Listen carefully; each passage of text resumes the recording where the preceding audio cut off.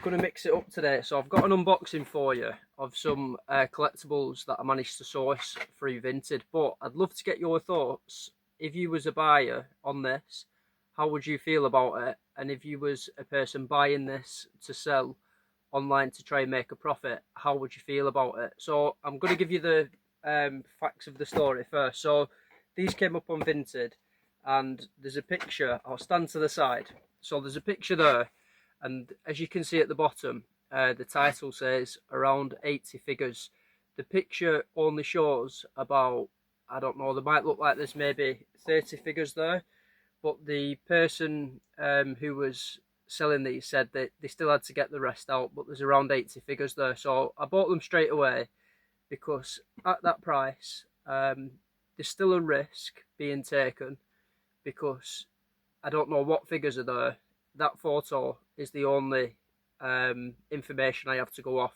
So I'm playing the numbers, and in my head, when it says around 80 figures, like buying online, it is a bit of a, I don't know, a free-for-all war zone, whatever you'd call it, but like it is the reason why I love doing this, because it's a lot of fun going through listings like this. But obviously, being a business, I still need to play the numbers. So when it says around 80 figures, in my head, I think there has to be some like discretion either side. So I'm expecting either 75 figures or 85 figures in here. It can go both ways. It can go good or it can go bad. And then from that, I don't expect every one of these figures to be in immaculate condition. On the description, it does say insane condition. Like, again, it's part of the fun buying from private sellers, because yeah, I don't expect them to have all the packaging. This has been packed pretty well, but yeah,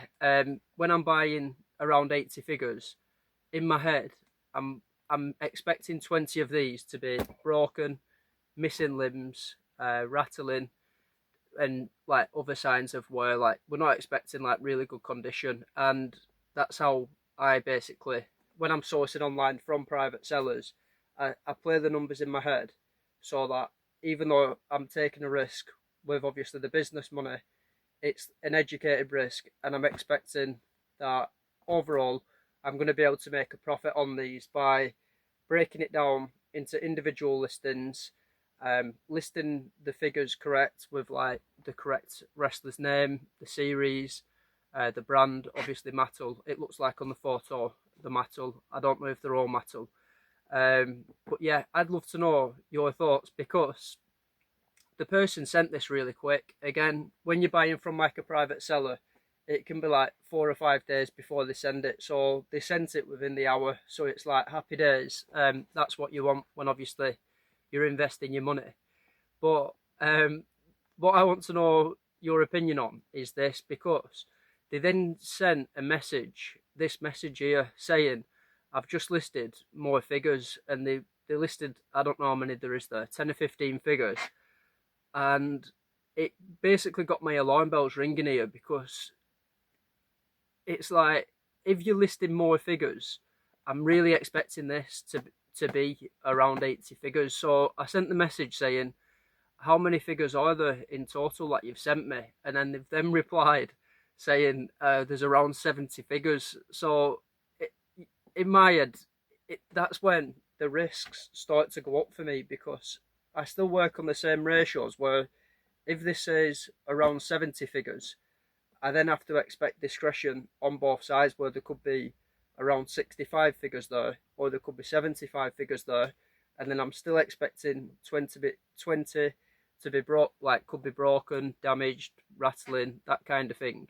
So then it starts to become more of a risk, obviously for me being a business. So what I want to know is, before I open it, because I've no idea what condition these are in, what figures they are, like all of them. So I want to know, if you as a person buying these as a collector, how would you feel if somebody's listed this as around 80 figures, they've then started to list more figures and said they're only sending you around 70 figures? Because to me it feels a little bit unjust. And yeah, also there's a few people that buy and sell that follow the channel. So if you're one of those, again, like, how would you feel if you were buying something from somebody? They've said that you're getting around 80 items. They've then started listing more of what you've bought and said you're only getting around 70. I will end just saying, they did say if you're unhappy, I'll send you out a figure, but I don't want to do that. Like, we're not doing that. I'm hoping that there's going to be 45 good figures in here. If there's 45 good figures in here, it's happy days. Like, it is what it is. When you're buying from private sellers, you always take that risk, and it's going to make for like a different video. So what I'm going to do is get the rest of my eBay stuff packed up, take this home, and then you can unbox it with me, and yeah, see what's inside. But let me know your thoughts.